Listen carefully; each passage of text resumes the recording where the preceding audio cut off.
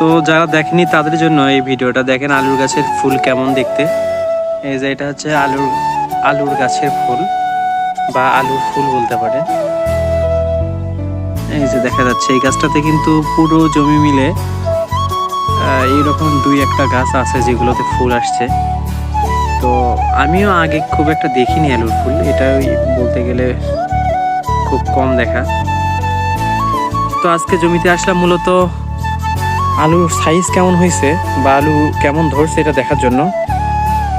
তো আপনার সাথে থাকবেন, দেখবো যে আলুর সাইজ কেমন হয়েছে। এই যে এখানেও একটা ফুল দেখা যাচ্ছে, একটা গাছে একটাই ফুল।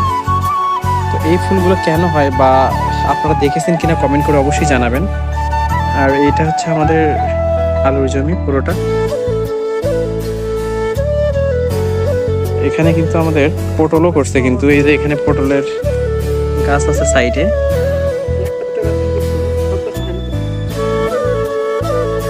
পটলের গাছ অনেক ছোট, আলু শেষ করে পটলের গাছ উঠে দেওয়া লাগবে আর কি।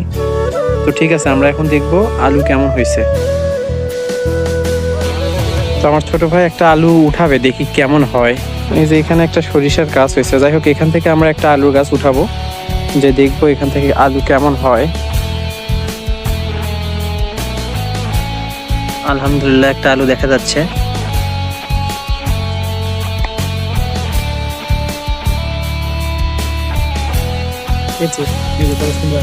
এই যে আলহামদুলিল্লাহ আরো দেখা যাচ্ছে আলু এখানে, এবং আলুর সাইজ আলহামদুলিল্লাহ বড় আছে ছোট আছে। আলুটা একবারে গাছটা তোলে এক সাইড থেকে নিচ থেকে নিচে মাটি তোল, গাছ তোলার দরকার নেই। আর দেখা যায় আলু নিচে। ও এই যে দেখেন এখানে আরো ছোট ছোট অনেক আলু আছে অবশ্যই, ভিতরে বা নিচের দিকে আরো আছে। আর এখানে আলুর সাইজ মোটামুটি বড়ই হয়েছে একটা, সবগুলো তো আর এক সাইজের হবে না, একটু সময় লাগবে।